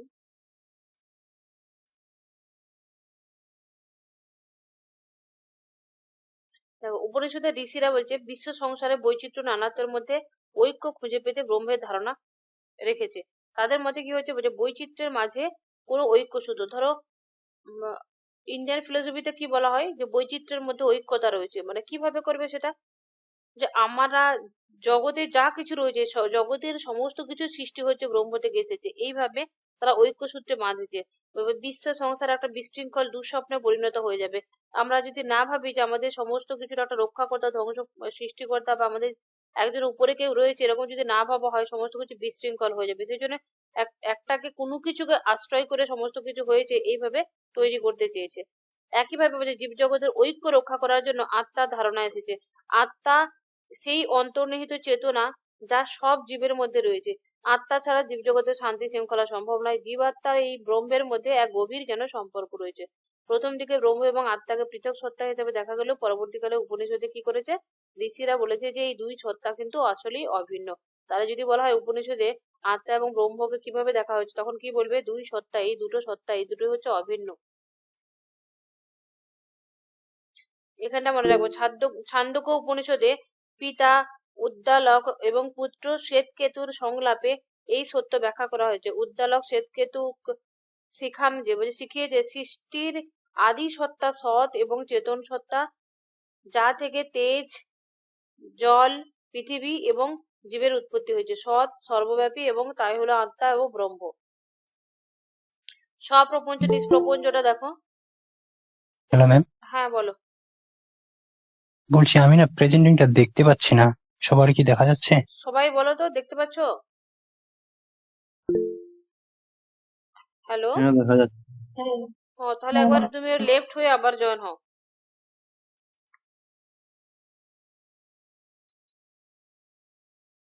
স্বপ্রপঞ্চ নিষ্প্রপঞ্চ কি দেখো, স্বপ্রপঞ্চ মানে যার গুণ থাকবে, নিষ্প্রপঞ্চ মানে কোনো রকম কিছু থাকবে না, ঠিক আছে, নির্গুণ যেটা। তাহলে স্বপ্রপঞ্চ ব্রহ্ম হলো জীবের অন্তস্থ ব্রহ্ম, মহাজাগতিক রূপ যা সমস্ত কিছুকে ধারণ করে। এই সগুণ এবং সবিশেষ স্বপ্রপঞ্চ মানে জগতের স্রষ্টা, পালনকর্তা এবং সংহারক। স্বপ্রপঞ্চ ব্রহ্মকেই বলছে, স্বপ্রপঞ্চ ব্রহ্মকে ঈশ্বর বলা হচ্ছে। মান্ডুক্য উপনিষদে বলা হয়েছে যেমন স্বর্ণ থেকে অলংকার, মৃত্তিকা থেকে পাত্র তৈরি হয়, তেমনি ব্রহ্ম থেকে জগতের সৃষ্টি হয়েছে। এই কোশ্চেনটা আসতে পারে যে ব্রহ্ম থেকে জগতের সৃষ্টি হয়েছে কোন উপনিষদে বলা হয়েছে, মান্ডুক্য উপনিষদে বলা হয়েছে। ব্রহ্মকে জানলে সবকিছুকে জানা হয়ে যায়। ব্রহ্ম থেকে জগতের সমস্ত কিছু সৃষ্টি হয়েছে, সবকিছুর মূলে হলো ব্রহ্ম, স্পেশালি মান্ডুক্য উপনিষদে বলা হয়েছে। উপনিষদে প্রকৃতিকে ঈশ্বরের শরীর বলা হয়েছে। প্রকৃতিটা হলো ঈশ্বরের শরীর। সূর্য, চন্দ্র, নদী, পাহাড় এই সবই হলো তার গুণ, ব্রহ্মের অংশ। ঈশ্বর আত্মারও আত্মা এবং সকল প্রাণীর অন্তর্যামী। তাহলে ঈশ্বর কি হলো, আত্মারও হচ্ছে আত্মা। আত্মার আত্মা কি, সেটা ঈশ্বরই, এবং সেটা হচ্ছে সর্বজীবে অন্তর্যামী। আর নিষ্প্রপঞ্চ হলো তোমার নির্গুণ। তাহলে স্বপ্রপঞ্চের কথা কে বলবো বলেছো, বলবে তোমার রামানুজ। আর নিষ্প্রপঞ্চ হচ্ছে তোমার শঙ্করাচার্য স্বীকার করবে, মানে নির্গুণ। তাহলে এখানে কি বলছে যে বৃহদারণ্যক উপনিষদের যাজ্ঞবল্ক্য নেতি নেতি পদ্ধতিতে ব্রহ্মের অবর্ণনীয় ব্যাখ্যা করেছে, ঠিক আছে। ব্রহ্মকে ইতিবাচক ভাবে ব্যাখ্যা করা যায় না, কিন্তু তা শূন্যতা নয়। ব্রহ্ম সৎ, চিরন্তন এবং স্বয়ং সিদ্ধ। আর শঙ্করাচার্যের কি পাবো, শঙ্করাচার্যের মতে কি হচ্ছে যে ব্রহ্ম হলো তোমার এক অদ্বিতীয়। ব্যবহারিক দৃষ্টিতে আমরা যেটা দেখি, স্বপ্রপঞ্চ যদি বলি সেটা হচ্ছে তোমার ঈশ্বর। ব্যবহারিক দৃষ্টি থেকে দেখতে গেলে ব্রহ্মটা হচ্ছে স্বপ্রপঞ্চ এবং সেটার নাম কি ঈশ্বর। আর পারমার্থিক দিক থেকে যদি দেখি তাহলে সেই ব্রহ্মটা কি হবে, সগুণ এবং পারমার্থিক দিক থেকে যদি দেখি তাহলে সেটা হয়ে যাবে তোমার নিষ্প্রপঞ্চ। আর ব্যবহারিক দিক থেকে দেখি যেটা মায়ার দ্বারা আচ্ছাদিত হয়ে যায়, তার জন্য সেই গুণগুলো নির্গুণ ব্রহ্মটার যে আসল সেটা চাপা পড়ে যায় এবং সেটাকে জানতে পারে না, তার জন্য সেটাকে আমরা স্বপ্রপঞ্চ ভাবি। আর সেই স্বপ্রপঞ্চ ব্রহ্মটার নাম দিয়েছে ঈশ্বর শঙ্করাচার্য। এটা প্রচুর বার কোশ্চেন আছে, এই চারটা দুটো লাইন না, very very very very important. রামানুজের এই লাইনটা থেকেও প্রচুর কোশ্চেন এসেছে। যে রামানুজের মধ্যে ব্রহ্ম হচ্ছে সর্বত সগুণ সবিশেষ, তার মধ্যে ব্রহ্মর হচ্ছে একটা চিৎ এবং অচিৎ দুটো বইয়ের ধারক, মানে ব্রহ্ম থেকে এই দুটো সৃষ্টি হয়েছে, ওই দুটো হলো ব্রহ্মেরই অংশ। জগতের স্রষ্টা ধ্বংসকর্তা সংহারক হলো তোমার এই ব্রহ্ম। রামানুজ মনে করছে যে ব্রহ্ম অসৎ গুণ মুক্ত এবং অনন্ত কল্যাণের অধিকারী।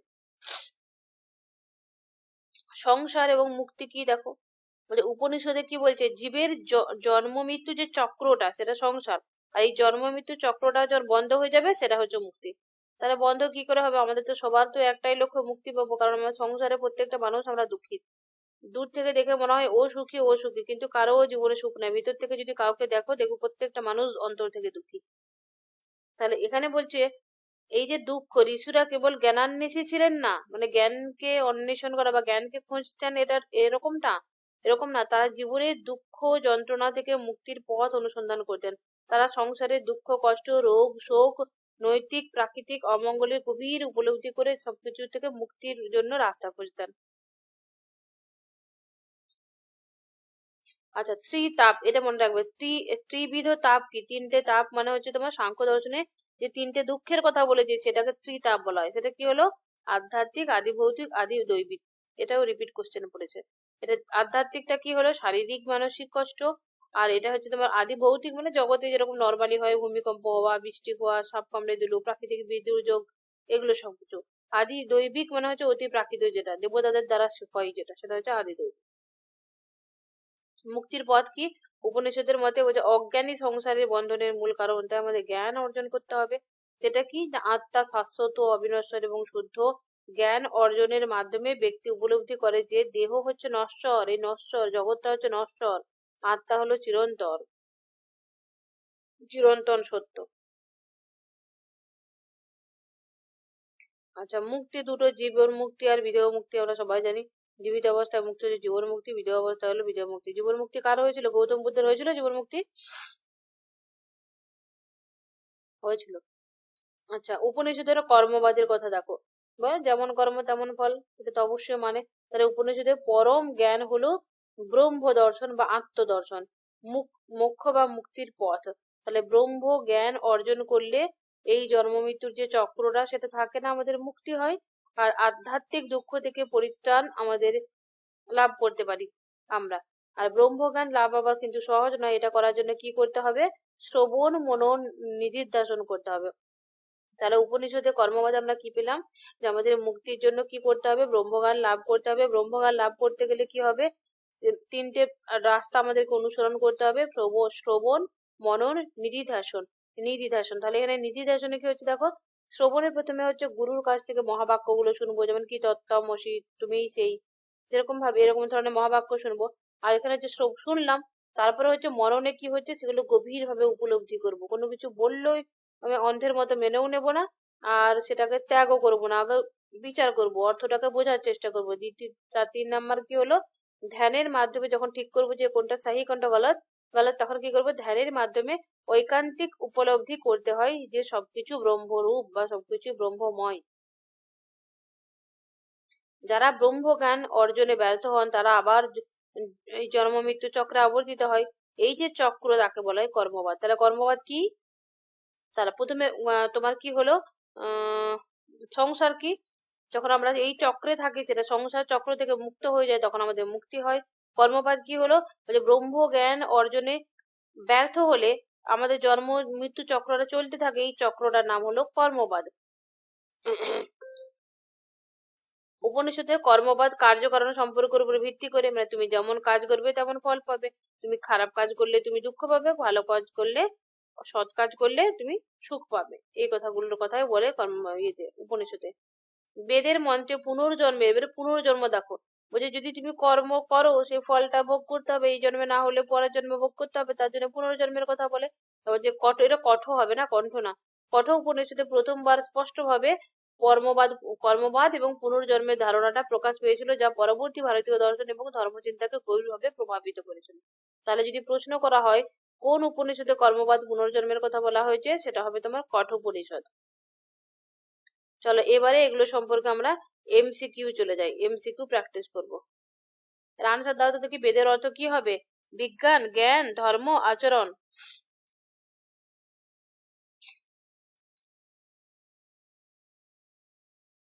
আছো তো তোমরা?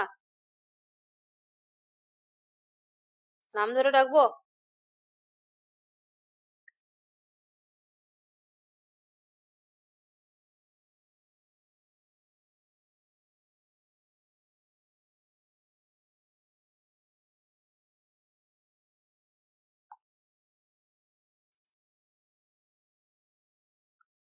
শুনতে পাচ্ছ এখন?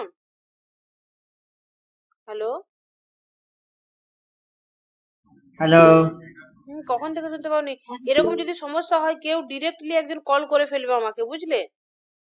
আমি তোমাদের অনেকক্ষণ ধরে আওয়াজ না পাওয়াতে ইয়ে করলাম। এখন শোনা যাচ্ছে না? হ্যাঁ, শোনা যাচ্ছে। আচ্ছা, কতটা তোমরা শুনলে? আমি বেরিয়ে গেছিলাম।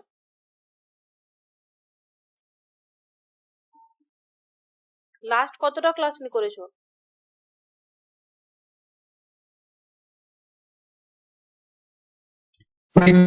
প্রপঞ্চ বোঝাচ্ছিলেন শঙ্কর রামানুজের। এ বাবা, এতটা পড়ানো হয়ে গেল? পরে শেষ হয়ে গেল তো। রামানুজের সংসার মুক্তি। আচ্ছা, এই সংসার মুক্তি, একটি ত্রিতাপ, এগুলো কেউ কেউ শুনতে পাওনি? কর্মবাদ। না দিদি, শুনতে পাইনি, দেখতেও পাইনি। আচ্ছা, এরকম হলে আমি বললাম যে কেউ ফটাস করে আমাকে সোজা কল করবে। একজন কেউ তোমাদের মধ্যে কথা বলে একজন কল করে নেবে, তাহলে বুঝতে পারবো। জানি না কিভাবে এরকম আউট হলো। এই 2 দিন ধরে এরকম নেটওয়ার্কের প্রবলেম হচ্ছে। 2 দিন কেন, 3 দিন হচ্ছে। এখন শোনা যাচ্ছে তো? চলো, এখানে বিশেষ কিছু না, আমি ফটাফট করে আমি একবার রিপিট করে দিচ্ছি, তোমরা পারলে একবার রেকর্ড শুনে নেবে। দেখো, যেটা বলেছি সংসার আর মুক্তি। সংসার মানে কি হচ্ছে, ওই যে জন্ম মৃত্যুর যে চক্রটা, চক্রটা যতক্ষণ চলতে থাকবে, সেই চক্রে যখন আমরা থাকবো সেটা হচ্ছে সংসার। আর এই চক্র থেকে যখন আমরা বেরিয়ে চলে আসবো তখন আমাদের হয়ে যাবে মুক্তি। এখানে এবারে ত্রিতাপ কি? ত্রিতাপ মানে হচ্ছে সাংখ্য দর্শনে যেটা 3টে দুঃখের কথা বলে না, আধ্যাত্মিক, আদি ভৌতিক এবং আদি দৈবিক। এই 3টে দুঃখকে ত্রিতাপ বলে, বা সাংখ্য দর্শনের 3টে দুঃখ। এটা মনে রাখবো, অনেকবার রিপিট কোশ্চেন পড়েছে এটা। আর এরপরে হচ্ছে তোমার, এটা পড়িয়ে দিয়েছি ডিটেলসে, দেখবে আমি শর্টে শেষ করছি। কোশ্চেন গুলো অনেকগুলো আছে, সলভ করব। মুক্তি 2 ধরনের, জীবন মুক্তি, বিদেহ মুক্তি। দিদি দেখতে পাচ্ছি না কিছু। রুকো, তাহলে আমি নেটওয়ার্কটা চেঞ্জ করি। হ্যাঁ, দেখতে পাচ্ছি দিদি। ঠিক আছে। আচ্ছা, মুক্তি হচ্ছে দুই টাইপের হয়, একটা জীবন মুক্তি, বিদেহ মুক্তি। আর জীবন মুক্তি হয়েছিল এরকম একজনের নাম বলো তো? জীবন মুক্তি হয়েছে এরকম একজনের নাম বলো। গৌতম বুদ্ধর হয়নি? আবার কি হলো? বেরিয়ে গেল নাকি? হয়েছিল। হ্যাঁ, তাহলে জীবন মুক্তি, বিদেহ মুক্তি 2 রকমের হয়। আর কর্মবাদের কথা যদি আমরা উপনিষদে পড়ি, এখানে দেখো কর্মবাদ বলছে উপনিষদে পরম জ্ঞান হলো ব্রহ্ম দর্শন বা আত্মজ্ঞান, এই যা মোক্ষ বা মুক্তি হয়। বলছে ব্রহ্মজ্ঞান অর্জন করলে, যখন আমাদের ব্রহ্মজ্ঞান হয়ে যাবে, ব্রহ্ম এবং আমি অদ্বৈত বা অদ্বৈত, আমাদের মধ্যে কোনো দ্বৈততা নেই বা ভাগ নেই, এরকম জ্ঞান হবে, তখন আমাদের এই সংসার চক্র থেকে আমরা মুক্তি পাবো। তাহলে বলছে এই মুক্তি তো পাবো সেটা থেকে, এবং এই যে ব্রহ্মজ্ঞানটা লাভ করবো, কিন্তু ব্রহ্মজ্ঞান লাভটা অতি সহজে হবে না। ব্রহ্মজ্ঞান লাভ করার জন্য একটা রাস্তা দিয়েছে, সেটা কি? 3টে পথ অনুসরণ করতে হবে। একটা শ্রবণ, মনন, নিধিধ্যাসন। মননটা কি হলো, শ্রবণটা কি হলো? শ্রবণ বলছে তোমার গুরুর কাছ থেকে মহাবাক্য শুনবো। মহাবাক্য কি? তত্ত্বমসি তুমি সেই। তাহলে এরকম মনন মানে হচ্ছে এই যে বাক্যগুলো, মহাবাক্যগুলো বা ওই মহাবাক্যগুলো শুনলাম, সেগুলোকে আমি উপলব্ধি করব, তার অর্থটা বিশ্লেষণ করার চেষ্টা করবো, এবং অর্থ বিশ্লেষণ করবো, উপলব্ধি করব। আর নিধিধ্যাসন হলো সেটাকে আমি ঠিক করে নিলাম, অর্থটাকে বিশ্লেষণ করলাম এবং নিজে অনুভব করলাম, তারপরে সেটাকে ধ্যান করব, সেটা হচ্ছে নিধিধ্যাসন। তখন হবে যে হ্যাঁ, আমরা সবাই ব্রহ্মের অংশ, সবকিছুই ব্রহ্ম, সবকিছুই ব্রহ্মময়, এরকম জ্ঞান হবে। শুনতে না পেরে সঙ্গে সঙ্গে জানাবে। এরপরে হচ্ছে তোমার যারা, আচ্ছা এবারে কর্মবাদ কি? কর্মবাদ বলতে যারা ব্রহ্ম জ্ঞান অর্জনে ব্যর্থ হয়। এই যে 3টে রাস্তা, এই 3টে রাস্তার মাধ্যমে যদি ব্রহ্মজ্ঞান লাভে ব্যর্থ হয়, তখন জীবন চক্রটা তাদের নতুন আবার চলবে, তাই তো? যখন মানুষ কর্ম খারাপ করে, তার ফলটা অর্জন করার জন্য তার ফলটা নিতে হবেই তাকে কোনো না কোনো সময়। তো সেই জন্য সেই চক্রটা চলতে থাকে। এই যে চক্রটা চলতে, সেই চক্রটাকে বলছে কর্মবাদ। আর আমরা তো পড়েছি কর্মবাদের সাথে পুনর্জন্মটা জড়িত রয়েছে। আত্মা যে মানবে সে কর্ম মানবে, কর্ম যে মানবে সে জন্মান্তর মানবে, কারণ এই জন্মে কর্মফল ভোগ না হলে পরের জন্মে ভোগ করতে হবে। তাই পুনর্জন্মের কথা কিন্তু এখানেতে স্বীকার করা হয় উপনিষদে।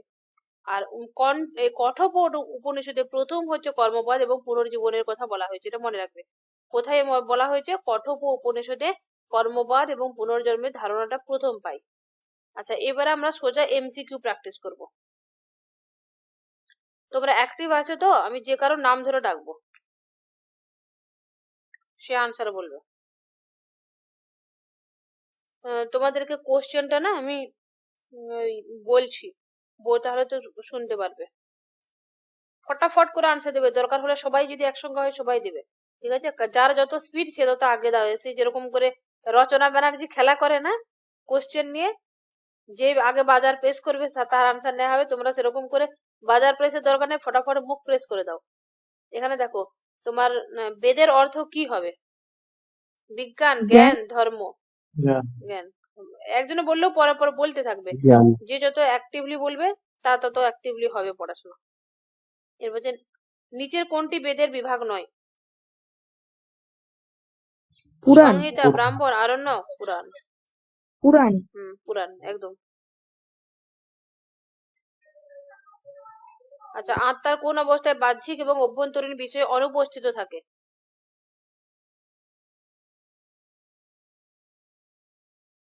প্রথমে বলো তো, আত্মার বাহ্যিক স্টেপ বা ওয়াকিং স্টেপ কোনটা? আত্মার বাহ্যিক স্তর বা আত্মার যেটা ওয়াকিং, মানে সেটা কোনটা হবে? জাগ্রত, মানে জেগে থাকা অবস্থায় মানুষ হাঁটে না, ওয়াকিং মানে কি হাঁটা, হাঁটা, সেটা হবে। আর এখানে হচ্ছে তোমার কোন অবস্থায় বাহ্যিক এবং আভ্যন্তরীণ বিষয়ে অনুপস্থিত থাকে? সুষুপ্তি। বি হবে না, আমি বলে দিচ্ছি, দেখো এটা বুঝো ভালো করে, এখান থেকে কোশ্চেন প্রচুর আছে। 1 নাম্বার হলো জাগ্রত, 2 নাম্বার স্বপ্ন, সুষুপ্তি এবং তুরীয়। হ্যাঁ, এখানে হচ্ছে জেগে থাকা মানুষের বৈশিষ্ট্যগুলো মনে মনে কল্পনা করো। সেটা জেগে থাকা মানুষের বৈশিষ্ট্য মানে কি? ঠিক আছে, তুমি যদি বেতন যদি না দাও, তোমাকে আমি পড়াশোনা পড়াবো না, গ্রুপ থেকে বার করে দেবো, বদমাইশি। ঠিক আছে, জেগা আছি এখানে। তার মানে কি হলো? আত্মা যে পর, মানে তুমি আর আমি একই, তাহলে তোমাকে আমি আমি আর তুমি যদি ব্রহ্মেরই অংশ হও, তাহলে আমার কি তোমাকে পড়িয়ে দেওয়া উচিত? এমনি টাকা আবার কেন নেবো? তোমার টাকা আমার টাকা দুজনের সমান, তোমার পকেটেই তোমার টাকা থাক, এরকম যখন ভাববো, তখন তো ওটা ঈশ্বরের কাছাকাছি চলে যাবো আমি, তাই তো? ইয়েস অর নো বলো, যাবো তো কাছাকাছি। কিন্তু যদি আমি জাগার অবস্থায় থাকি, মানে ওয়াকিং স্টেপে থাকি, তখন কি হবে? আমি তুমি আলাদা আলাদা করবো না, তুমি আমার টাকাটা যতক্ষণ না দেবে ততক্ষণ আমি তোমাকে বই দেবো না। তাহলে এটা হলো জাগ্রত স্তর, মানে হলে প্রকৃত যে ব্রহ্ম তার থেকে আমি অনেক দূরে আছি, জাগাতে অনেক দূরে আছি। এরপরে স্বপ্ন, স্বপ্ন মানে ঘুমোবো। ঘুমন্ত অবস্থায় কার কি হুঁশ থাকে? ঘুমি ঘুমি কল্পনা যত কিছু ভাবতে থাকি তো, ঠিক আছে? যে আমি বসে বসে এখন কি বলে যেন, পাহাড়ের উপরে ঘুরে বেড়াচ্ছি, স্বপ্নে দেখতে পারি, যা খুশি স্বপ্নে ভাবলাম সেটা। তাহলে কি হচ্ছে? ওয়াকিং, মানে আমাদের যে বাইরের জগৎটা থেকে সেই সময় কিন্তু আমরা সমস্ত কিছু ভুলে থাকি, ভুলে জাগ্রত অবস্থায় থাকলাম, এই ঘুমন্ত অবস্থায় থাকলাম। মানে এখানে ওয়াকিং থেকে একটু উন্নত আত্মার স্তরটা। এরপরে সুষুপ্তি। সুষুপ্তিটা হচ্ছে দেখো, বলছে এমন একটা স্তর এখানে, বলছে এখানে বাহ্য জগতের সঙ্গে সম্পর্কগুলো থাকে না, কেটে যায়। তবে সে পুরোপুরি ভাবে ব্রহ্মের সঙ্গে এক, এটাও হয় না।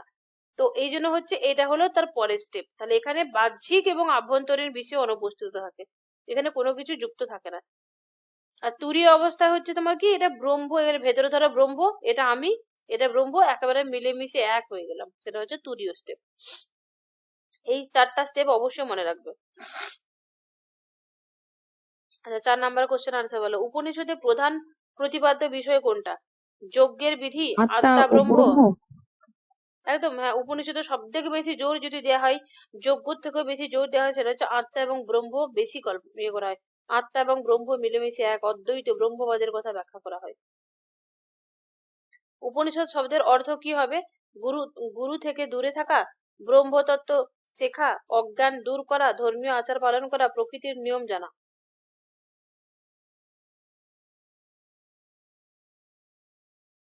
উপনিষদ শব্দের অর্থ হচ্ছে তোমার অজ্ঞান দূর করা। উপনিষদে মানে হচ্ছে তোমার ওখানে বেদ মানে কি হয়েছিল, জ্ঞান, এখানে হচ্ছে তোমার অজ্ঞান দূর করা। মান্ডুক্য উপনিষদে কোন বিষয়টি আলোচিত হয়েছে? যজ্ঞের বিধান, আত্মার 4টা স্তর, ধর্ম, নৈতিকতা, সামাজিক। এখানে দেখো আত্মার 4টা স্তর, এই যে আমরা বললাম যে আত্মার স্তরগুলো জাগ্রত, স্বপ্ন, সুষুপ্তি, তুরীয়, ওটা কোথায় আলোচনা করা হয়েছে? মান্ডুক্য উপনিষদে আমরা পেয়েছি।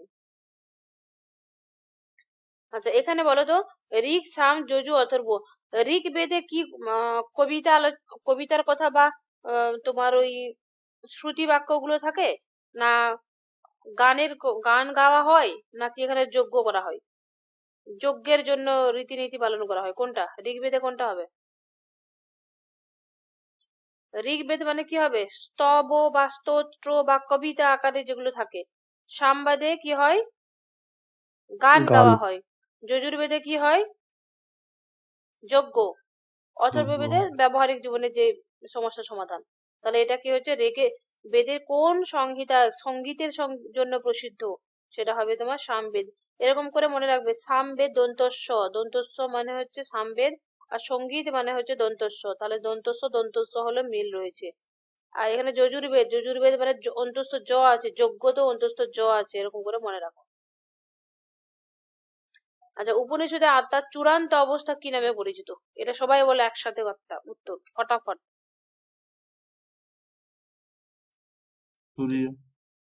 একদম তুরীয়। তত্তম অসি কোন উপনিষদের মহাবাক্য? এটা এক্ষুনি বলে দিলাম, এবং প্রচুরবার কোশ্চেন আসে বলি। ছান্দোগ্য, কঠোপনিষদ, মুন্ডক,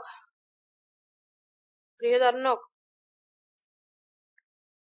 এইগুলোই কোশ্চেনে পড়ে। ছান্দোগ্য। ব্রহ্মের প্রকৃতি বিষয়ে উপনিষদ কোন ধারণা প্রদান করে? ব্রহ্ম কি বলে, সগুণ, নির্গুণ, কোনটা বলবে? ব্রহ্ম সগুণ ও সাকার, ব্রহ্ম নির্গুণ ও নিরাকার, ব্রহ্ম জড়, ব্রহ্ম শুধুই জ্ঞান। ব্রহ্ম সগুণ। বাকিরা বলো। কোশ্চেনটা তো ক্রিটিক্যাল হয়ে গেছে, অপশন গুলো ক্রিটিক্যাল। উপনিষদে কোন ধারণা প্রদান করবে? উপনিষদে লাস্টে বললাম কি, কনক্লুশনে কি এলাম? ব্রহ্ম কি রকম হবে? অ্যাকচুয়ালি ব্রহ্ম নির্গুণ, নিরাকার, নিষ্প্রপঞ্চ ব্রহ্মটাকে সব থেকে বেশি জোর দিচ্ছে। আচ্ছা কোশ্চেনটা তো করেছি বটে, এটা একটু আমি রাখলাম, বাদ দিলাম, এটা নিয়ে আমাকে নিজেকে একটু ভাবতে হবে। কারণ ব্রহ্ম তো নির্গুণ, নিরাকার, একেবারে যদি দেখি কোনো একজনের ব্যক্তির নাম বলেনি। শঙ্কর বললে তো অবশ্যই নির্গুণ নিরাকার, আর রামানুজ বললে নির্গুণ নিরাকার। আর একটা জিনিস আমি বলবো, যে ব্রহ্মের উপনিষদে যে প্রকৃত একদম উপনিষদে কি বলেছে, ব্রহ্মের সঙ্গে আত্মাকে যদি দেখা হয়, তখন বলছে দুটো একেবারে মিলেমিশে এক, মানে অদ্বৈতটাকে জোর দিচ্ছে। অতএব এই আনসারটাই আমি করবো, ঠিক আছে? এইটাই প্রথমে করবে। অনেক অনেক কোশ্চেন আছে, কোশ্চেনটার মধ্যে অপশন গুলো এমন ফিল হবে, তো এরকম লজিক্যালি ভেবে আনসারটা দিবে। আচ্ছা, নেতি পদ্ধতি কোথায় ব্যবহৃত হয়েছে? এটা তো বৃহদারণ্যক উপনিষদে ব্যবহৃত হয়েছে। উপনিষদের দর্শন কি নামে পরিচিত? কর্মকাণ্ড, জ্ঞানকাণ্ড, উপাসনা, না ব্রহ্মকাণ্ড?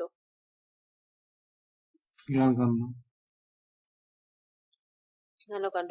জগৎ বিবর্তনের উপনিষদীয় স্তর কোনটি? উপনিষদে জগতের যে বিবর্তনে হয়েছে, বললাম না, বিবর্তনের স্তর ছিল, প্রথমে জড়, তারপরে হচ্ছে তোমার প্রাণ। এখানে এখানে বলছে কোনটা উপনিষদের স্তর, বিবর্তনের স্তর কোনটা? অন্নময়। সবগুলো হবে রে। আনন্দময় কোষ, প্রাণময় কোষ, বিজ্ঞানময় কোষ, মনোময় কোষ। এই উল্টো দিকে হচ্ছে তো, যদি প্রথমে আমি সিকোয়েন্সটা ভাবি, তাহলে কি ছিল? প্রথমে হবে নিচেরটা সব আছে, উপযুক্ত সব, হ্যাঁ উপযুক্ত সব আনসার হবে এটা। তাহলে এই স্তরগুলো বল কেউ একটু, বলো একটু। প্রথমে কি ছিল? অন্নময় কোষ না, তারপরে প্রাণময় কোষ, তারপরে মনোময়, তারপরে হচ্ছে বিজ্ঞানময়, তারপরে আনন্দময়।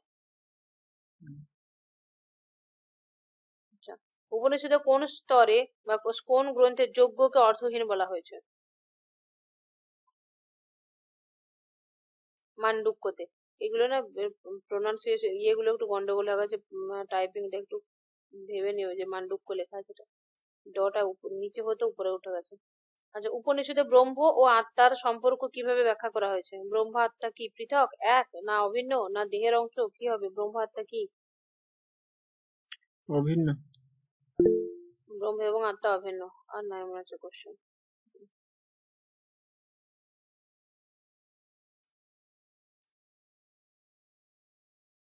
ঠিক আছে, আজকে ক্লাস নিয়ে কারো কিছু কোশ্চেন থাকলে করো। দিদি আর ওই যে পাঠটার কথা বললে না, হ্যাঁ বলছি, ব্রাহ্মণ আরণ্যক উপনিষদের ওই জায়গাটা আমি ডিটেলসে একদম কোর বুক থেকে ফটো করে বা কিছু করে আমি তোমাদেরকে দিয়ে দেবো। ঠিক আছে, ফটাফট বলো। হ্যাঁ, 9টা থেকে আমার আবার ক্লাস আছে, তাড়াতাড়ি। হ্যাঁ বলো। দিদি বলছিলাম কি যে নেটের পেপার থেকে কোশ্চেন না দিলে একটু ভালো হয়। উম, আমি নেটের মানে প্রিপারেশন নিইনি, আর শুধু এসএলএসটি এর জন্য প্রিপারেশন নিচ্ছি, তো নেটের কোশ্চেন গুলোর অ্যান্সার দিতে পারছি না পরীক্ষা। ঠিক আছে, ওগুলো যতগুলো পারবে করবে, তোমাদের ফ্যামিলিয়ার হয়ে থাকবে। ঠিক আছে, আর যেগুলো না পারবে ছেড়ে দেবে। ঠিক আছে। হ্যালো ক্লাসটা আমি থামিয়ে দিই এখন। হ্যাঁ হ্যালো হ্যাঁ হ্যাঁ হ্যাঁ বলো। দিদি হ্যাঁ বলো।